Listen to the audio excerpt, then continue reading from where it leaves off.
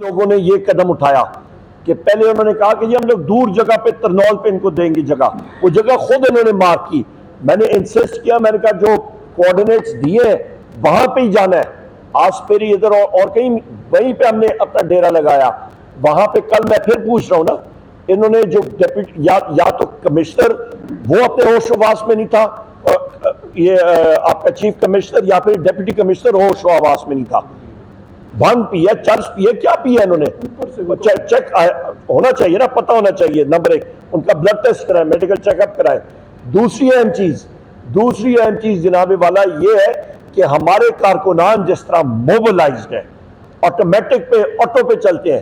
الحمدللہ ان کے ڈر سے، میں نے اس لیے اپنی باتوں میں کہا ہم لوگ سلوٹ پیش کرتے ہیں اپنے کارکنان کو. ان کے ڈر سے یہ لوگ جو ہیں یہ ہوش کھو بیٹھے ہیں اور انہوں نے این او سی ختم کر دی ہے.